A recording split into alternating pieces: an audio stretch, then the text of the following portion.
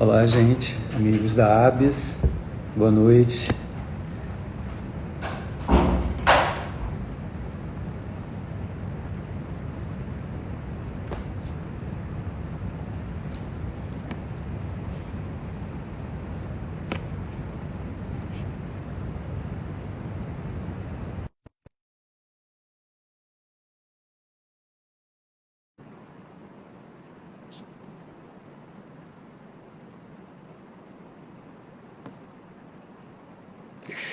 Olá, amigos da ABS, boa noite.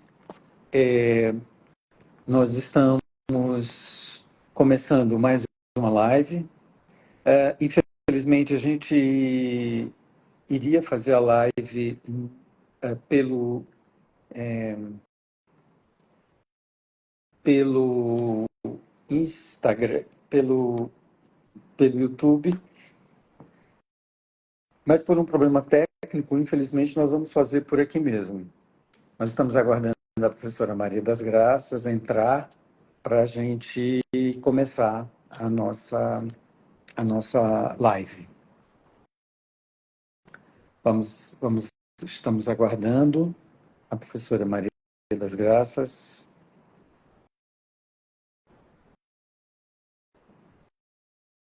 Vamos ver se ela consegue.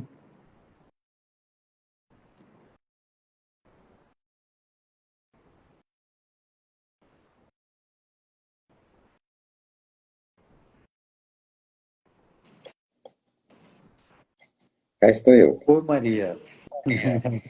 Que ótimo. Você está me ouvindo bem? Maria? Eu estou te ouvindo. Eu estou te ouvindo. Tá bom. Então, eu gostaria inicialmente de pedir desculpas a vocês, porque, como eu disse inicialmente, a nossa live seria pelo YouTube, mas houve um problema técnico que a gente não conseguiu resolver a tempo, a razão pela qual nós vamos fazer por aqui mesmo, tá? Depois a gente vai migrar para o YouTube. A gente vai salvar essa live no YouTube. Eu gostaria de, enquanto Maria ajeita aí, né, Maria? Pronto, estou pronta. Eu acho que se você puder baixar um pouquinho mais, Maria, porque baixar a câmera ou modificar talvez a câmera de tal modo que isso aí ficou ótimo. Se você conseguir, tá? Então, hoje, gente, nós estamos comemorando a 20ª live. A 20ª live. Nós começamos esse projeto em 2022, então nós estamos comemorando 2 anos de live. E nesses 2 anos,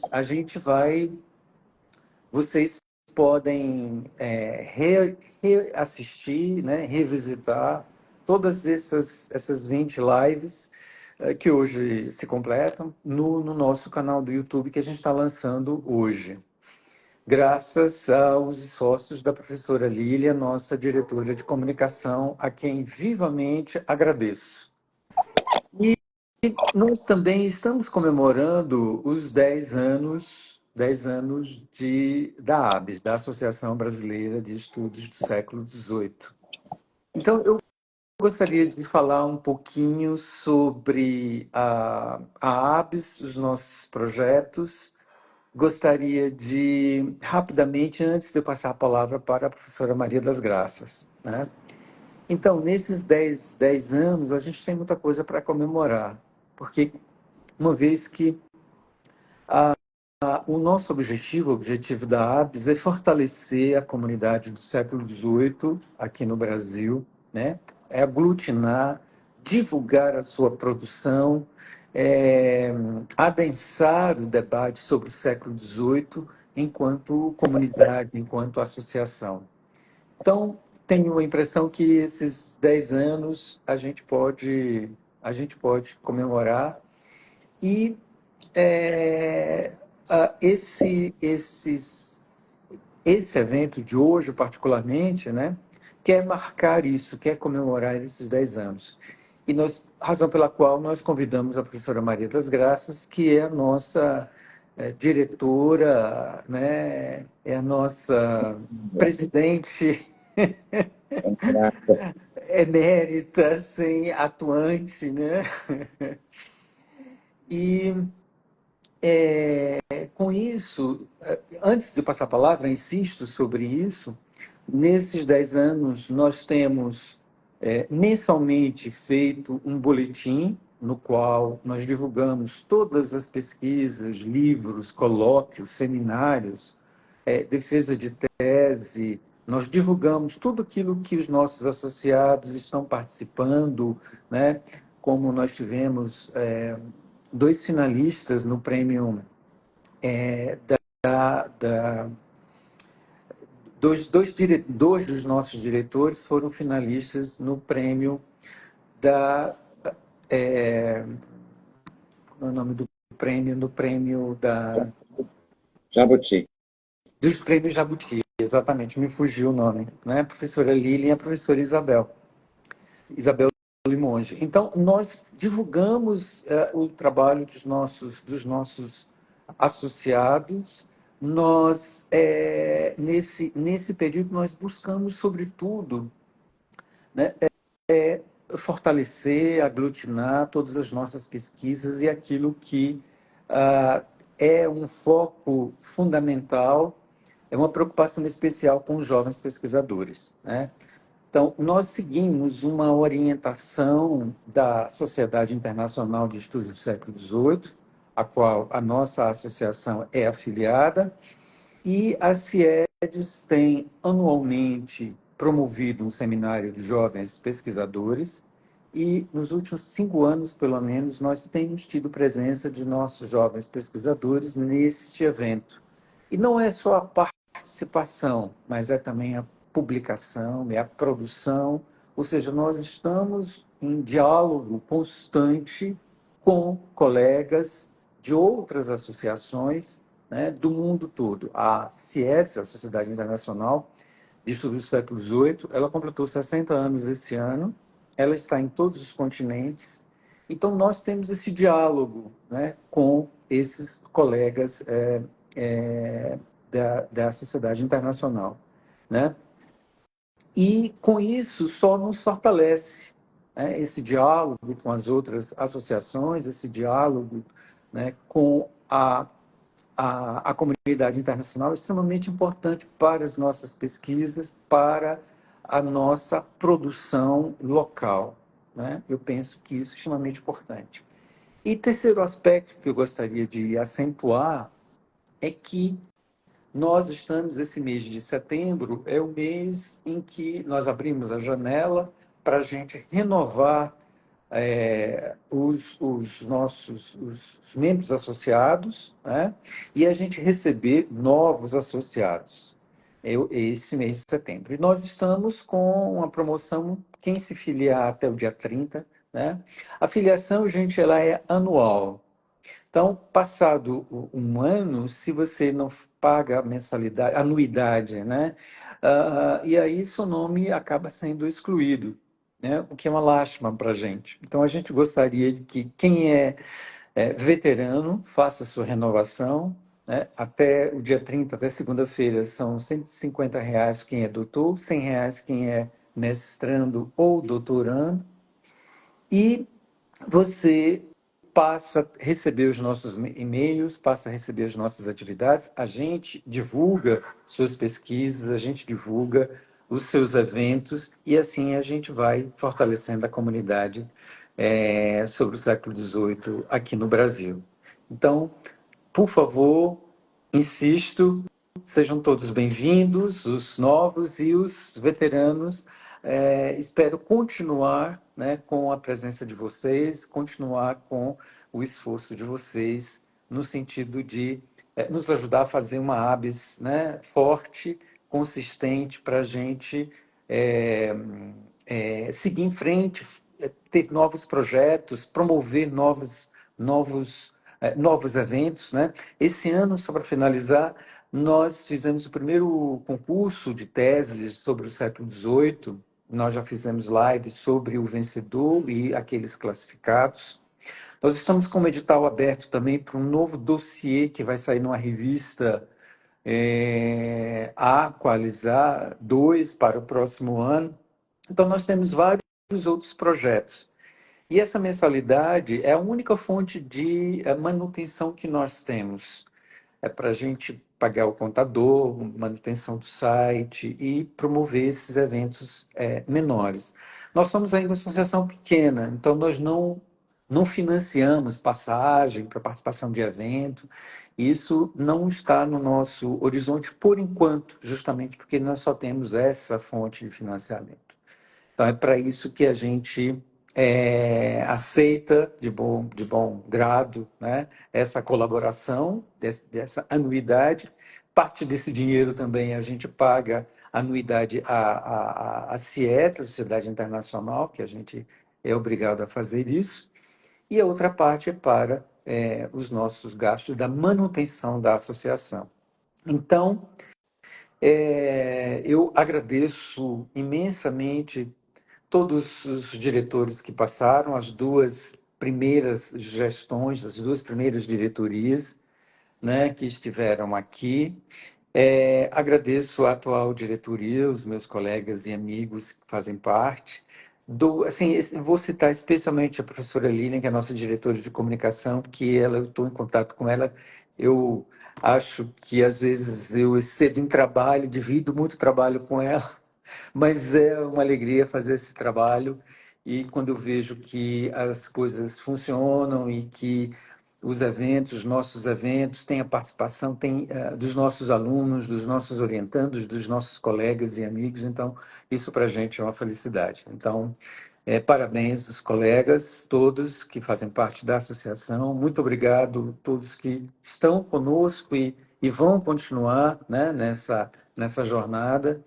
E eu passo a palavra à professora Maria das Graças, né, que vai falar para a gente sobre, contar um pouco a história da fundação da ABES, né, um pouco esses 10 anos, e falar um pouco dos estudos do século XVIII aqui no Brasil. Né? Maria das Graças, a palavra é com você. Desde já agradeço imensamente por ter aceito o nosso convite. Boa noite, Fernando Carlos, meu parceiro de trabalho, meu amigo, muito obrigada pelo convite a esta veterana já na história da associação. Boa noite a todas e a todos que estão nos assistindo, amigos, colegas, parceiros de trabalho. Essa, como o Antônio Carlos acabou de dizer para vocês, é uma live comemorativa de 10 anos de fundação da Associação Brasileira de Estudos do Século XVIII, ABES 18. A ata de fundação data de 2014, né? Estamos fazendo exatamente hoje não, neste mês, 10 anos. Bom, antes da existência da nossa associação, houve uma primeira Sociedade Brasileira de Estudos do Século XVIII, que foi fundada pela professora historiadora Anita Novinsky, que já é falecida, e ela tinha entre seus membros, eram poucos, pessoas, inclusive do governo de Fernando Henrique Cardoso, fazia parte do grupo o estudioso Sérgio Paulo Rouanet, cujos livros nós conhecemos. Esses são os antecedentes da associação. Essa sociedade chegou a realizar, ao que eu possa me lembrar, 2 congressos, um em Ouro Preto, outro, penso que foi em São Paulo, mas ela cessou pouco a pouco a sua atividade, deixou de comparecer às atividades da Sociedade Internacional, de modo que o Brasil ficou sem uma Associação de Estudos do Século XVIII, sem ligação com a CIEDES. Né? Mas durante esse período em que não havia uma associação brasileira, vários dos nossos colegas chegaram a participar dos congressos que a CIEDES organiza periodicamente. O congresso que houve na Austrália, um congresso que houve em Dublin, um congresso que houve em Montpellier, porque as pessoas podiam se inscrever e apresentar trabalhos na CIED, independente de ter ou não uma associação brasileira. Mas a diretoria, que estava em função no ano de 2012, manifestou interesse que os brasileiros organizassem uma nova associação, já que a outra tinha se extinguido, e eles têm lá um procedimento que ainda funciona, que é convidar um colega de um país que ainda não tem a sociedade a convidar para participar do comitê executivo numa categoria que eles chamam membro cooptado, que eu achava um pouco estranho na época, mas eles cooptam alguém que é de um país que não tem a sociedade para que ela entre em contato com a CIEDES e seja estimulado, e o país seja estimulado a fundar a sua própria associação. Foi isso que aconteceu no nosso caso. Um colega, que atualmente é professor no Canadá, do qual vocês possivelmente ouviram falar, que é Sebastian Charles, pertencia naquele ano ao comitê executivo, e quando o assunto foi, então, cooptar membros de países que não tinham sociedade para estimular a fundação de uma nova sociedade, o Sebastian Charles indicou lá o meu nome. Isso aí eu fui convidada para participar do comitê como membro cooptado e participei da reunião do comitê executivo que foi feita em Montreal em 2012. E apresentei lá a intenção que nós tínhamos de organizar a nossa sociedade com os pesquisadores brasileiros. Então, entre 2012 e 2014, que foi a data oficial, que saiu o documento oficial de fundação, nós começamos a preparar a fundação da nossa sociedade durante esses 2 anos. Né? Primeiro, contato com os colegas, a proposta para os colegas de colaborarem na fundação da sociedade.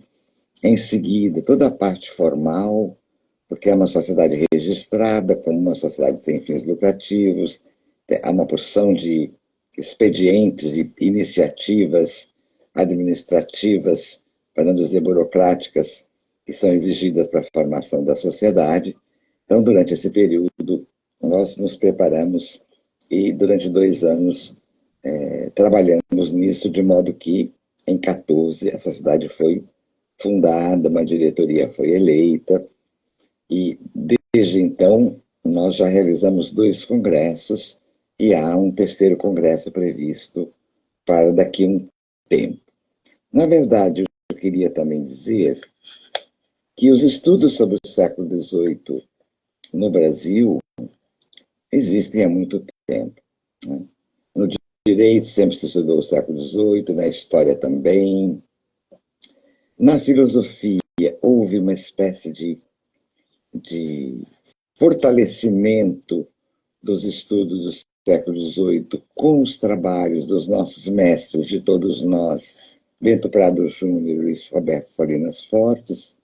Foi nessa época que foram publicados os livros do Salinas, e que se iniciaram os trabalhos de pós-graduação sobre temas e autores do século XVIII, mais ou menos pelos anos 70, que coincidiu também, enfim, com o lançamento da coleção Os Pensadores, que na época foi muito importante para a graduação, e progressivamente surgiram novas gerações, as gerações que foram orientadas por Salinas e Bento, e depois as gerações que foram orientadas pela minha geração, e hoje eu já tenho ex-orientandos que já são orientadores de cujas bancas de seus candidatos eu participo. Então, podemos contar aí na filosofia umas 4 gerações.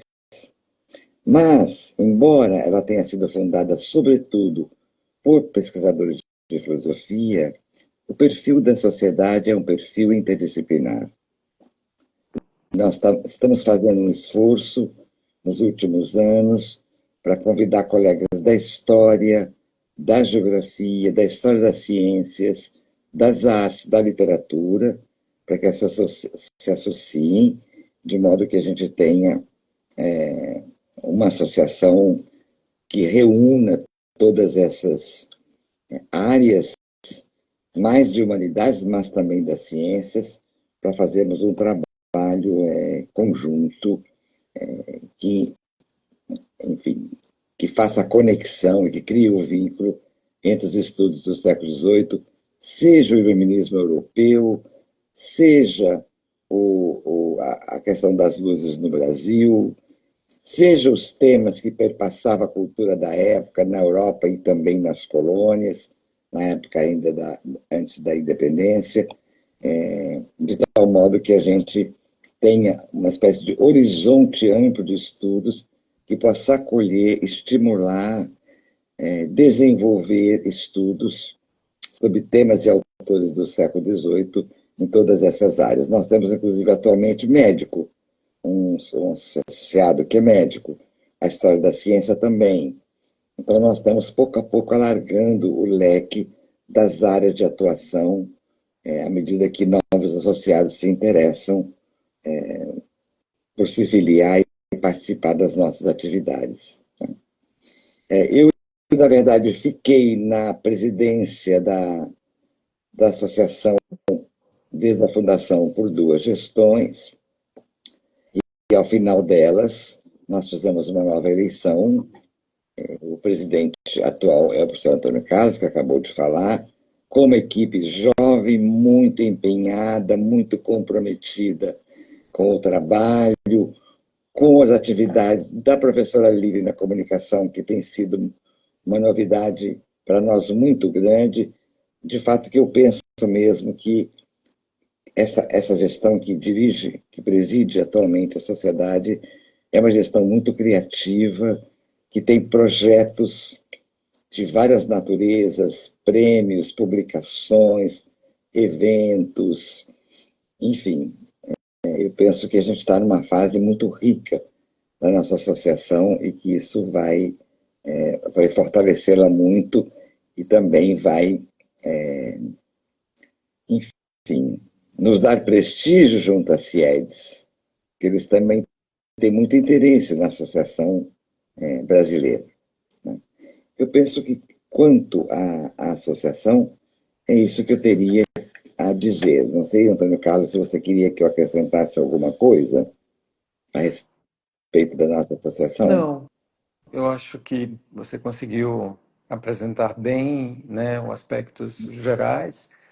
Talvez a sua experiência lá no comitê executivo, como é que você percebeu essa relação de ser a primeira, né, presidenta da ABS a fazer parte do comitê, desta vez não como cooptada, mas como eleita, talvez?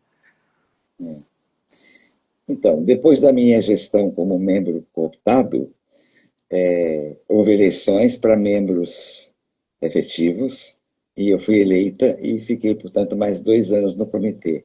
Sempre fui muito bem recebida, minhas sugestões foram ouvidas, os professores estrangeiros tinham muito interesse em conhecer nosso trabalho, participei das decisões, as decisões que o comitê costuma tomar a respeito dos locais em que os comitês vão se reunir, da assembleia. Participei também de um processo seletivo na época dos congressos. A CIEDS dá um recurso financeiro para os alunos, né, de pós-graduação que necessitarem de ajuda para comparecer aos congressos. Então, houve muitas inscrições, nós fizemos leitura das propostas, das cartas, das solicitações, participei desse processo seletivo, de modo que eu sinto que a direção das CIEDS, aquelas que eu conheci de perto, trabalhando com eles, e mesmo essa atual, que eles têm muito respeito pelo trabalho dos brasileiros. Aliás, os nossos jovens doutores que participam dos seminários de jovens pesquisadores, nós temos tido anualmente brasileiros que foram selecionados, são muito elogiados pelos coordenadores desse seminário, dizendo que eles fazem trabalhos muito sérios e, portanto, eles respeitam bastante o nosso trabalho, né? Na Associação Brasileira e na CIEDES, né? Então, sobre a associação, é isso que eu teria a dizer. Eu não sei se haverá perguntas depois, mas, enfim, se vocês tiverem, se tiver algum recurso, a gente faz, né? Senão vocês escrevem, né, para a Tá bom, vamos sociedade. deixar para o final. Se houver tempo, se nós tivermos tempo, tiver perguntas, a gente retoma. O tempo avança. Exato. Bom, eu queria falar um pouco sobre o interesse dos estudos sobre o século XVIII. Bom, esse século XVIII, que a gente entende ter começado no final do XVII, que vai mais ou menos até a Revolução Francesa, experimentou um movimento de ideias da Europa muito grande, que atingiu vários países. A gente pode falar do iluminismo inglês, português, francês, alemão, né, como nós vemos nas nossas biografias, um movimento de ideias muito amplo, que não era um movimento homogêneo. As preocupações dos estudos nessa época, das obras, dos trabalhos dos filósofos durante esse período, têm objetos diferentes, têm estilos diferentes, as ideias são expostas em gêneros diferentes, romances, cartas, poemas, óperas, diálogos, assim como tratados mais tradicionais. E, portanto, é preciso dizer que, nesse movimento de ideias, há uma grande diversidade. Uma grande diversidade. Entretanto, essa diversidade não impede que nós possamos indicar algumas ideias mestras, algumas ideias força que perpassaram esses escritos, como e que tiveram, cuja difusão teve consequências e efeitos na produção do conhecimento, mas também em acontecimentos históricos. Vamos lembrar essas ideias mestras que aparecem, de um modo geral, como um fundo comum, como um imaginário comum das luzes, né? Que aparece, por assim dizer, como valores. A liberdade e a igualdade, a questão da laicidade, da tolerância religiosa, dos direitos humanos, a valorização do conhecimento da ciência e do avanço da razão, né? Que a luta contra o fanatismo, contra os dogmatismos, contra o obscurantismo, essas ideias mestras que são encontradas nas várias manifestações nacionais do chamado iluminismo são consideradas ideias universais. Não é de hoje, data pelo menos do século passado, há todo um movimento que afirma o seguinte: essas ideias são abstratas, elas se apresentam como universais, mas, na verdade, aquilo que é universal esconde aquilo que é singular, aquilo que é particular, né? Bom, eu penso que, primeiro, a própria ideia do universal é historicamente constituída.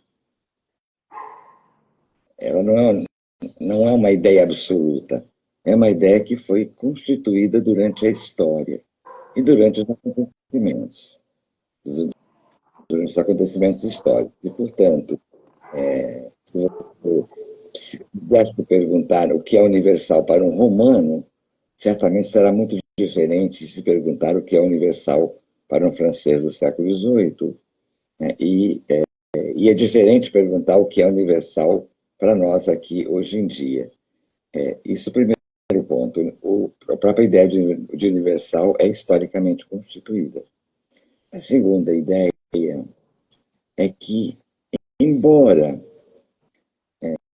essas ideias possam ser chamadas universalistas, por exemplo, direitos humanos é uma ideia universal, supõe-se que seja para toda a humanidade.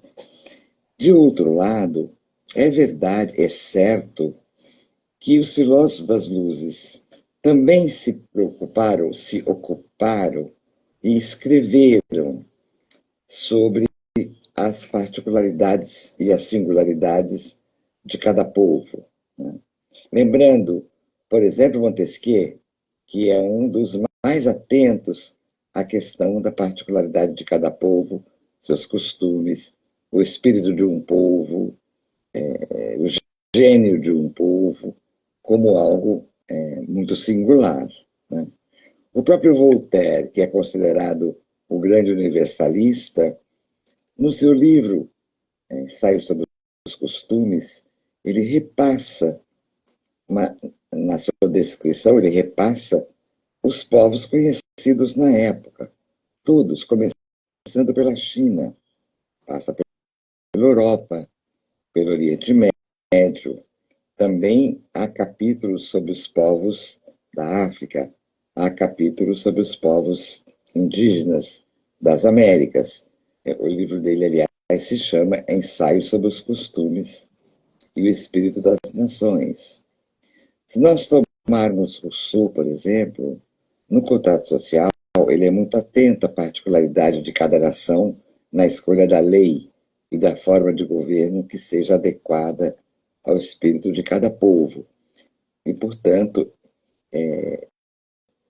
eu penso que se pode dizer que as ideias universais, tais como elas aparecerão nas declarações dos direitos dos homens, do homem e do cidadão de 89, dos anos seguintes, e depois que vão ter o seu auge na declaração após a Segunda Guerra, né, que essas ideias não excluem o particular e o singular.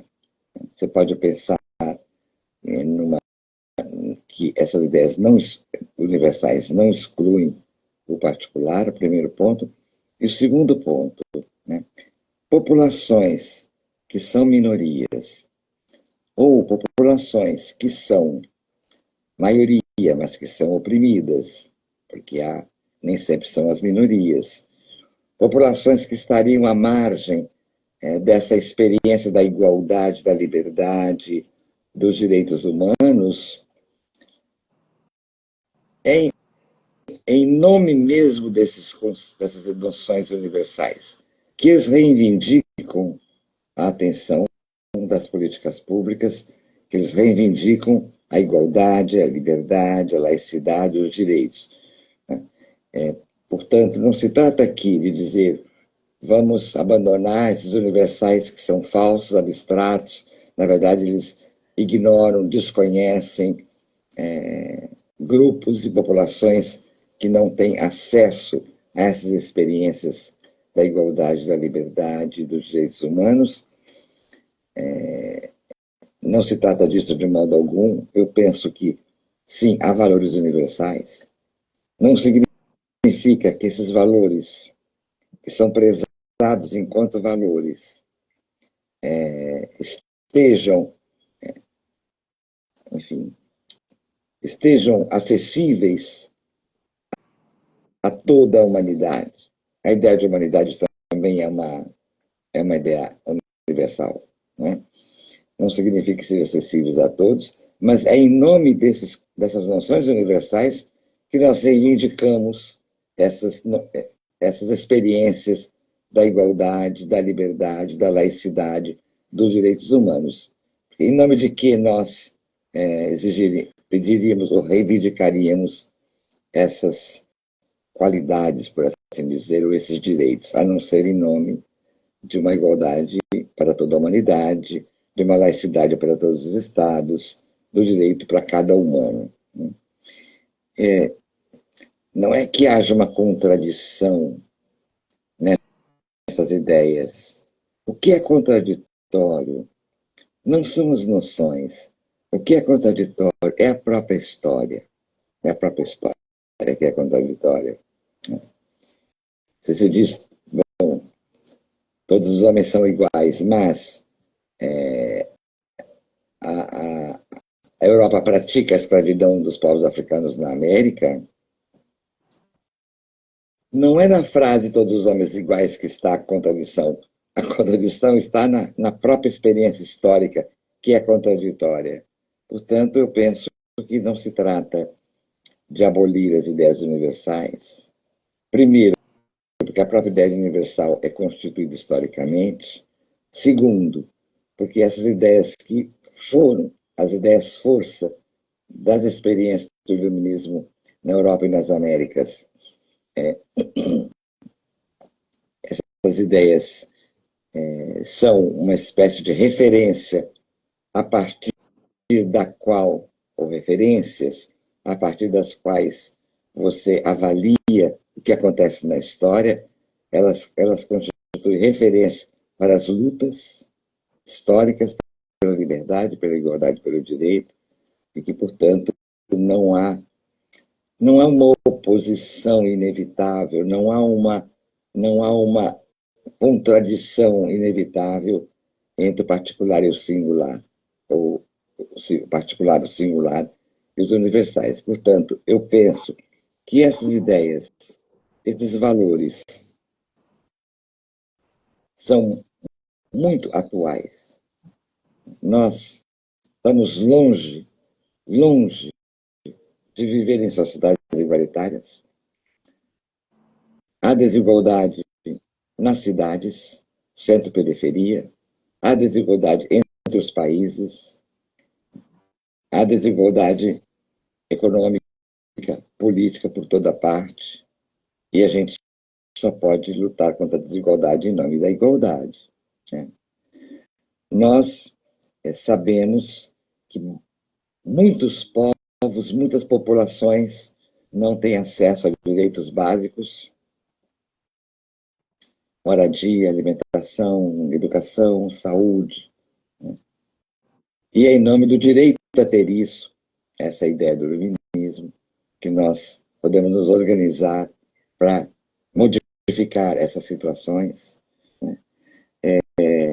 Nós, no Brasil, tivemos recentemente uma experiência de obscurantismo lamentável e escandalosa contra a ciência, contra o conhecimento racional, que se desdobrou na hostilidade às universidades, e a gente luta contra o obscurantismo a partir do valor do conhecimento, do valor da ciência. Então, eu penso que, longe desses valores serem abandonados, o que nós temos é que eles não foram experimentados enquanto experiência política, experiência social, experiência de vida, e é em nome deles que nós podemos nos organizar para que eles se tornem de fato reais.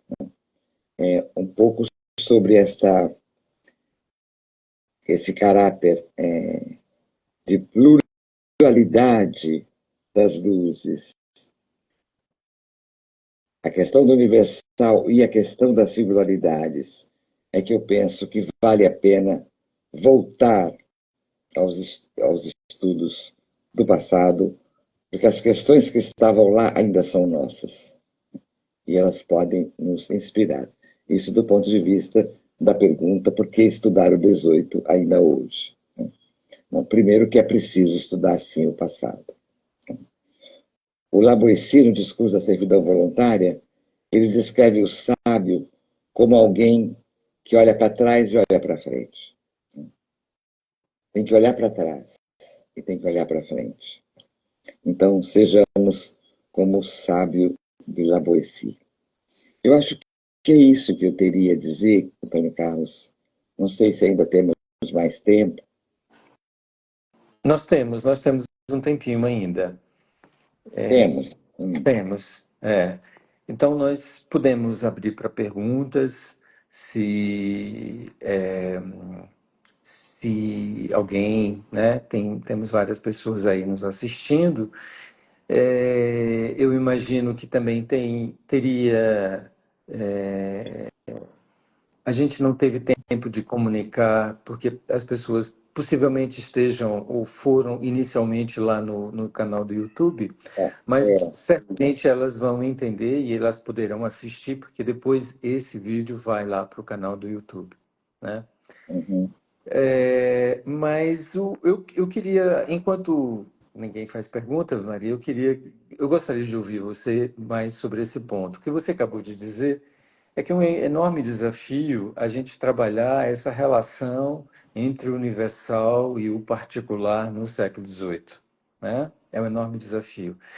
Especialmente porque nos últimos anos, quer dizer, isso não é tão recente assim, porque Foucault já chamava já a atenção disso, né? Derrida também, nos anos 70. Chamava a atenção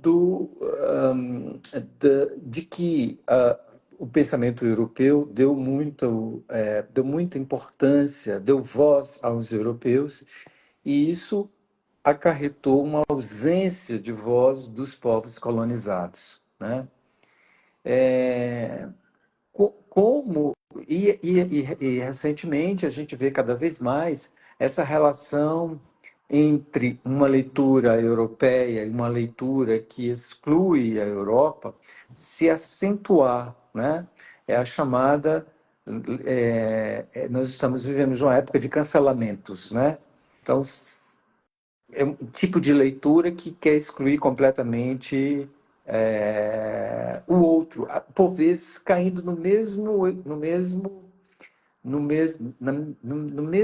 combate do combatente, né? A quem a gente combate, né? Então, como superar essa dificuldade, essa tensão entre uma leitura, né, extremamente europeia e uma leitura que exclui os europeus, como se uma leitura só colonial ou pós-colonial resolvesse. Como é que você encara esse problema? Como você pensa essa questão? É uma questão bastante complexa e eu já avanço que eu não tenho certezas absolutas sobre isso, mas tenho algumas opiniões. Por exemplo, a cultura europeia. Nós podemos dizer que nós temos uma história comum com a Europa. E outra coisa, nós falamos entre nós com a língua deles.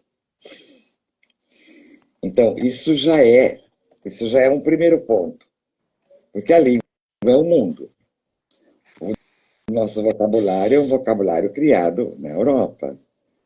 Então, tem aí uma história comum que, que, que se inicia com a colonização, evidentemente, essa história comum, não é que aqui não tinha história antes, mas a história comum com a Europa nós temos. Então, é preciso saber que nós temos traços na nossa mentalidade, pelo próprio fato de falar uma língua europeia, que são indeléveis na nossa cultura. Agora, quanto aos povos que não têm voz, o que a gente tem que fazer? Nós, estudiosos, nós precisamos ler não europeus. Precisamos ler. Pensadores de países africanos, pensadores indígenas, pensadores dos negros da diáspora. É preciso ouvir outras vozes. É claro que a história contada por o indígena será distinta da história contada pelo Cortés no México. Então, eu penso que esse debate deve nos levar a ler outros autores, outras culturas e ouvir outras vozes para que a nossa noção de humanidade não seja restrita aos parâmetros criados na Europa. Eu acho que essa discussão, por exemplo, sobre o cânon da história da filosofia é uma discussão séria que precisa ser feita, né? Se a gente tem um tema nos nossos cursos, nas nossas pesquisas, sobre o qual autores de outras culturas escreveram, nosso dever ler, nosso dever ler. Terceiro ponto, se nos textos dos filósofos que nós aprendemos a admirar na nossa formação tem traços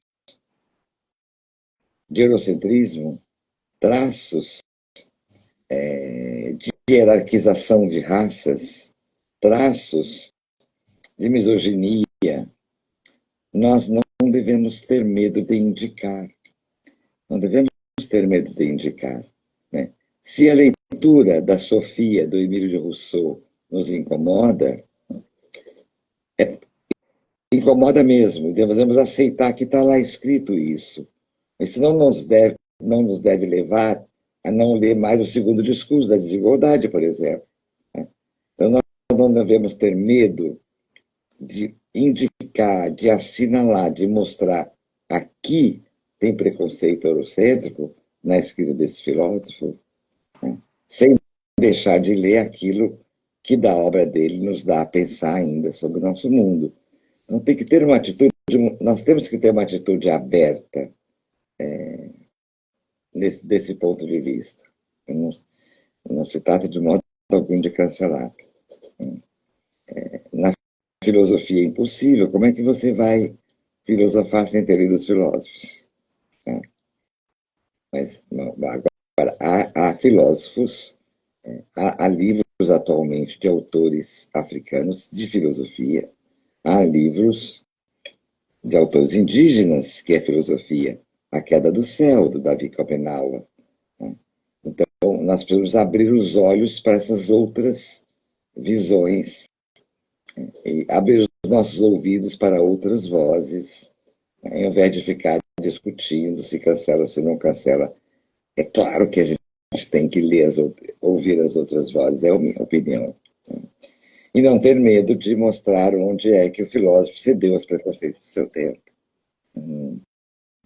Me parece que é um pouco por aí. Mas não tenho muitas certezas não, sabe?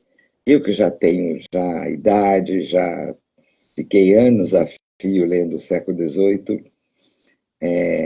eu estou fazendo um esforço enorme para ler tudo que está sendo produzido de boa qualidade sobre outras culturas.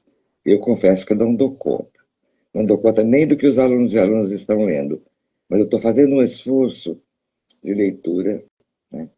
E, em muitos casos, você tem afinidades, né? No livro do Schopenhauer, tem certas passagens têm muita afinidade com a descrição da juventude do mundo no discurso do Rousseau. E é uma forma de vida, outra forma de vida, sem cercamento de terra, sem indústria. E aí, bom, eu pus na minha bibliografia com os alunos. Eles estão lendo Rousseau, vocês vão ler o Schopenhauer, porque tem afinidade. A questão é as diferentes formas de organização da vida, né?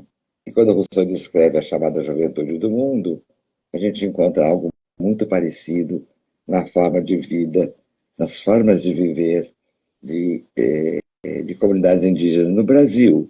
Isso enriquece a sua leitura do Rousseau. Isso enriquece nosso conhecimento dos nossos povos originários. Eu penso que o momento é de abertura e não de hostilidade, me parece.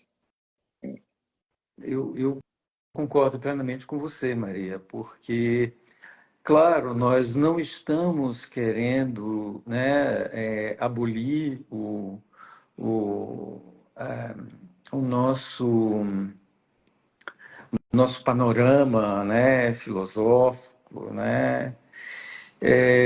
O que nós precisamos fazer é alargar esse panorama, né?